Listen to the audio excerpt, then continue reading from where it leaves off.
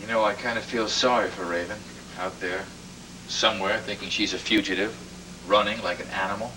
With a hunter on her trail, ready to kill. The worst part of this is, what can I do about it? I can't put an APB out on her. If you send the police after her, that might convince her that she really is a fugitive. We gotta do something. We got to find Smiley Wilson before he finds her. Right now, these kids are only guilty of dangerous mischief. I would hate to see them named as accessories to murder. Time is running out for me, and it's running out for you. Now I'm tired of being a nice guy, and we can either do this one or two ways. The nice way, or the hard way. Wolfy! He's a cop. Just get him. Shut up! Shut up and stay there. Open up! The police! Hold it! Hold it! Hold it! All right, put the car.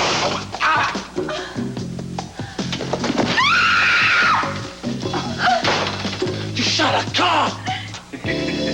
What the hell are you laughing about? You killed a cop! Shut up! That means the gas chamber. Stop it! What? I said drop that gun or I'll kill you. With pleasure. Now, take it easy, baby. Just take it easy.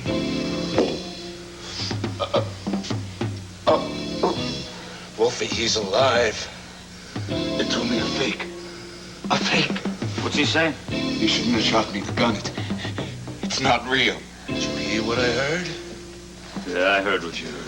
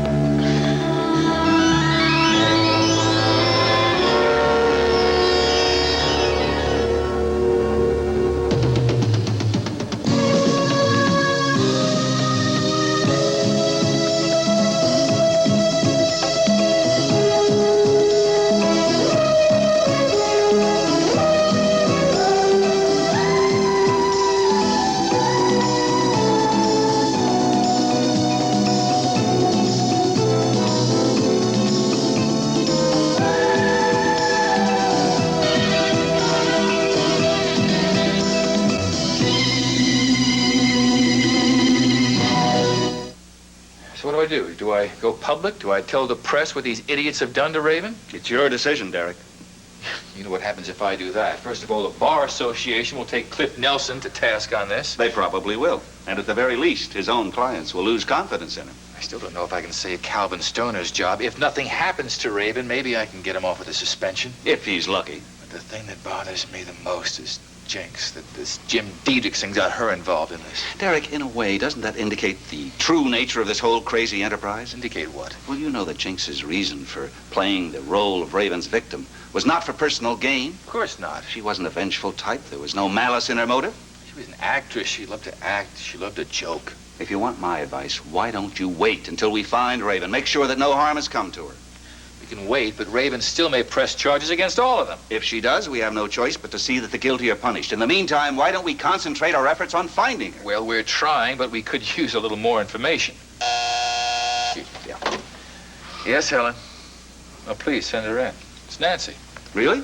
She knew I was going to be here, but she didn't say she was meeting me. Hello. Hi, I was told your meeting was over. It's over, Nancy. Don't worry. Didn't you tell me you were having lunch with Damian Tyler? Yes, and I did. How does a policeman without a paycheck buy lunch? It was on the Monticello News. I interviewed him. I wanted to get his views on the brutality charges, and it turned out to be a bit more interesting than I expected. Why was that?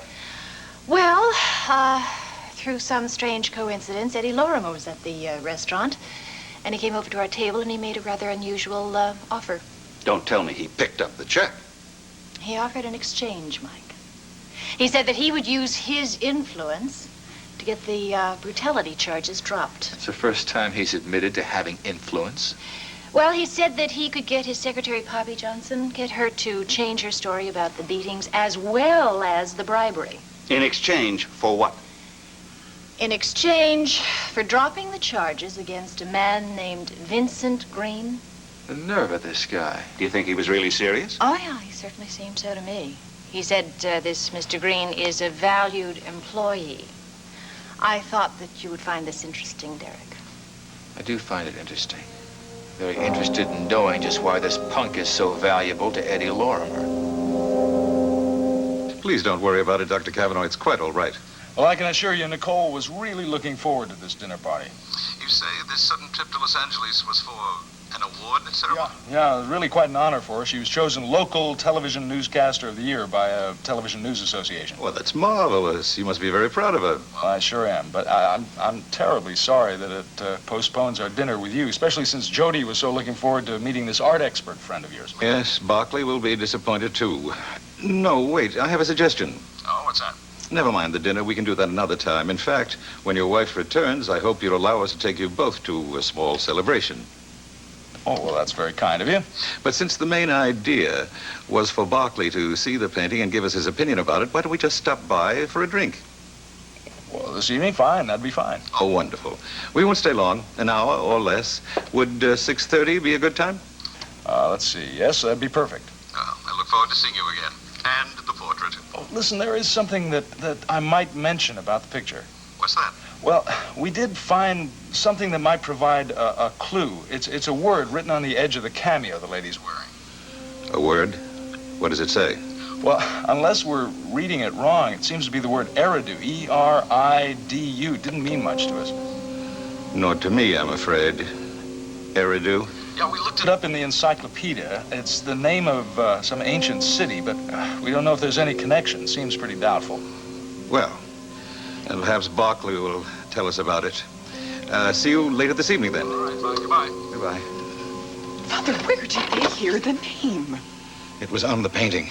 Well, I never saw it. Neither did I. The letters must be microscopic. Oh, Father, it's getting out of hand. Yes. We have to end this thing right now. Yeah, but do you think that a fool like Barkley can end it? Why do you think that? Because he is such a fool. I suppose we must go. Oh, yeah, we're late as it is.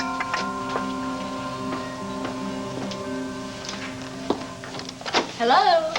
Oh, for heaven's sake, I was just thinking about you. Great. Maybe that means you're going to accept my invitation What invitation is that? to have lunch with Gavin and me. I tried to call you before, but you were at the hospital. I just got back from the hospital. Unfortunately, I don't have time to accept your kind invitation. I knew you were going to say that, but you have to have a sandwich or something. Come on, it'll only take, three-quarters of Wait an a hour. minute, I get it. You've just appointed yourself substitute chairman of the Make Sure Miles Stays Healthy committee while Nicole is away, is that it? Yes, because you know you are absolutely notorious for not following your own Please, would advice. you not worry about me? Nicole is only going to be away a few days. I can last that long, I yes, promise. but she specifically asked me to watch Oh, out. did she? Well, I'll tell you what. If you want to do something along those lines, you can play hostess tonight. Tonight? What's happening tonight? Well, I had to cancel dinner with the Endicotts because Nicole is away, but they suggested they might come over just for a drink and bring their art expert friend with them. That's a great idea. I'm really dying to know what he has to say about the portrait. Which reminds me, did you and Nicole ever get in touch with Mrs. Ingersoll? Yes, we called. We didn't talk to her. Why not? I'm afraid there's bad news about Mrs. Ingersoll. Bad news. What do you mean? Well, the fact is that Mrs. Ingersoll was killed in an accident. Oh, no, how awful. I'm afraid it's true, though. Oh, the poor woman. You know, it's strange, isn't it? I mean, now there are 2 deaths associated with the painting. Well, now, they're not really associated, But Jody. you know what I mean. I mean, 2 people are dead. First, my mother, who owned it. Now, Mrs. Ingersoll, who found it.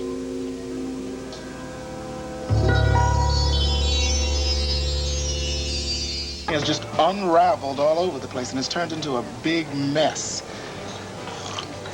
I guess the chief would have called you out on the carpet, too, if you'd had anything to do with it. But I did. It all started with me. When Raven walked into the Whitney Theater and saw me standing on stage. No, I don't mean that. I mean, you just weren't involved in planning any of this crazy scam. As a matter of fact, after all that's happened, I'm having trouble remembering who did. Smiley Wilson did. It's more obvious now than it was then. Do you think it's possible that he had that money-making possibility in his mind from the very beginning? I wouldn't put it past him. God This has turned into some kind of nightmare, Calvin. I mean, what's going to happen to these people and to Raven? I don't know. I know Cliff stands to lose his license and not be able to practice law. I've got a good chance of losing this badge I'm carrying. That's terrible, Calvin. But you guys didn't set out to hurt her. It was just a prank. Doesn't matter. Look, you give a guy a hot foot as a prank. If he should burn to death, you're still responsible, you know? Yeah, I guess that's right. I just hope that Raven is okay. Somehow she just gets back here in one piece. And sore, very sore. You can bet your life on that. I'm sure she's going to be spoiling for revenge, and she's going to be able to get it, too. Against me, against Cliff, against Mitzi, everybody. I don't want to think about it, Calvin. Neither do I, because if it comes to that, pal, the joke is definitely going to be on us. Didi.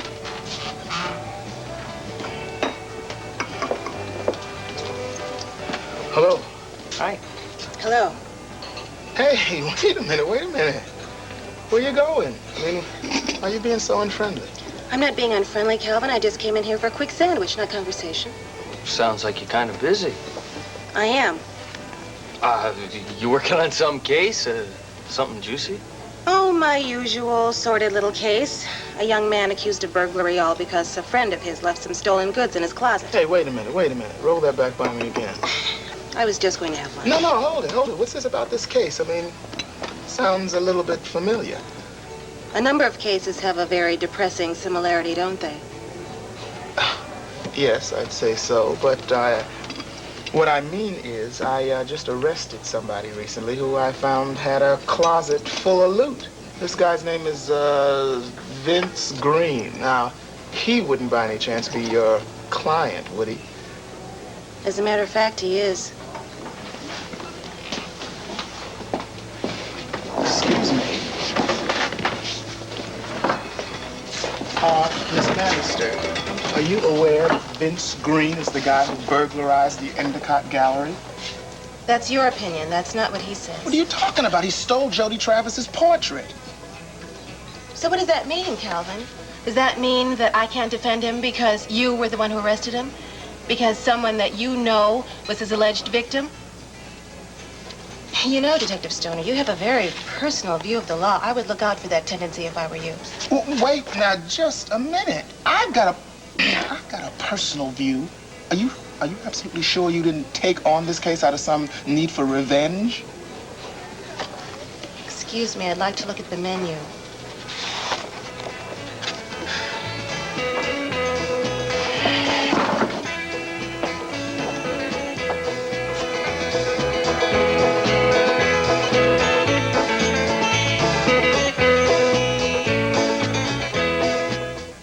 Patient due in here in 5 minutes. Listen, do you want me to get you a sandwich or Oh, anything? Jody, it's all right. I'll send out for something later. Besides, Mrs. Goodman is going to have a sumptuous meal prepared for us when we get home. Okay.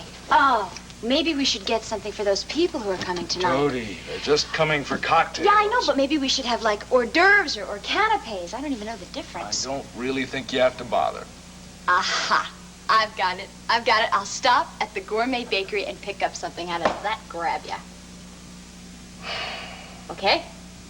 All right, you do that. Okay, Fine. good. Wait a second. I don't know how many people to get for. Let's see, there's 6. Is that right? There's me, and there's you, and there's Gavin, and the 2 Endicotts, and their friends. So that's 6. I know what I could get. You think I'm silly, don't you? No, I think you're adorable. And just a little bit of a pest. I know. I'm leaving. I'm going to let you get to work. I just want everything to come out nice. You're going to make some man a wonderful wife one of these days. What do you mean, some man? There's only one man in my life. I wish I could say I approve of all of this, Chad, but I'm concerned about your father's reaction. And you'll be sure he finds out, won't you? Well, I should have thought you'd have written him yourself. He'd be interested to know what you're doing this summer. You make this sound as if it's some kind of summer job. Surely you're not pretending it's permanent. You're not the type to live in garrets, my boy. Actually, I'm only living in half a garret. I'm sharing this place with an acting teacher named Diedrichson. Oh, you are. Where's he at the moment? He only works in the late afternoons and evenings. Oh. Well, I think it's a lovely idea, whether or not your father approves. Thanks, Grace. It's nice to know Someone approves of what I'm doing? We're both on your side, Chad. That's why we're here, to wish you the best.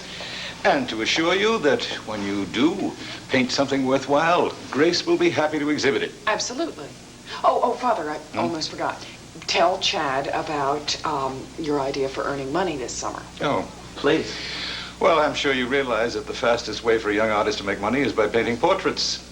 You're very good at faces. I thought perhaps we might find you some commissions. Well, the truth is I never actually enjoyed it. Businessmen wanting to look like statesmen, homely women wanting to look beautiful. I know one portrait you would probably not mind painting. Whose? Jody Travis. Why, that's a lovely idea, Grace. Didn't we hear she has a birthday coming soon? Oh, yes. We could give her the portrait as a gift. She already has a portrait, though. It may not be her, but it certainly looks like her. But you see, that doesn't matter at all, because if she likes the portrait that you paint of her, then she won't be as interested in the other one. Of course, there is one hardship, my boy. It would mean spending a great deal of time with the young woman.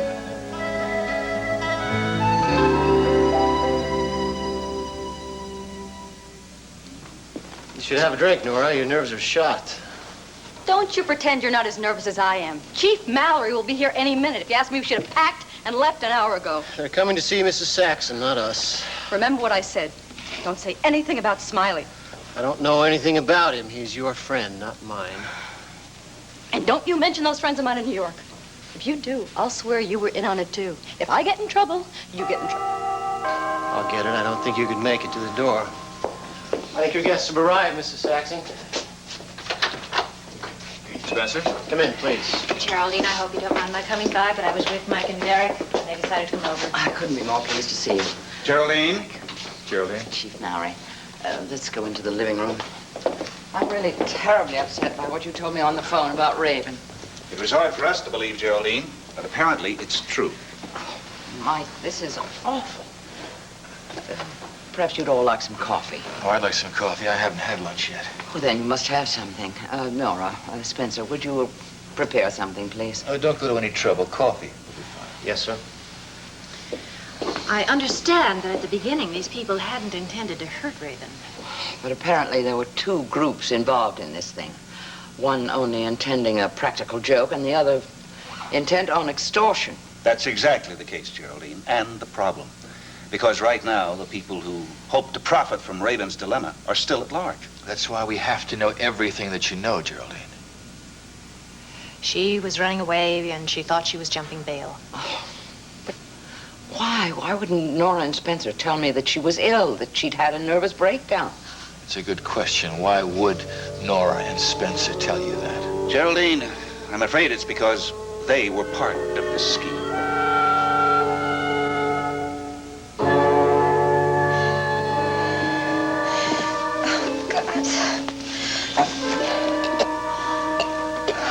You're alive.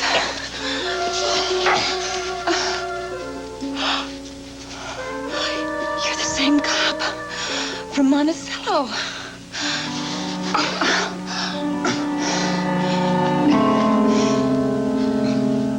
Breakdown. But it was with Mrs. Whitney's consent. She told us what to say to Detective Tyler. This is absolutely incredible. Then neither one of you deny cooperating in this hoax against Mrs. Whitney. No, sir, we don't deny it. Why, Spencer? Why? Why would you do such a thing? You've never been disloyal to Mrs. Whitney. It was all a joke. That's all. We did it for fun. Pretty strange idea of fun. We know now we were wrong, Mrs. Carr. But we can't deny our involvement. I hope you both know that you're going to lose your jobs over this. But we weren't the only ones. Oh, I wouldn't worry about that too much, Miss Fulton. Everyone involved will get the punishment he deserves. Here, just drink this. Here you go.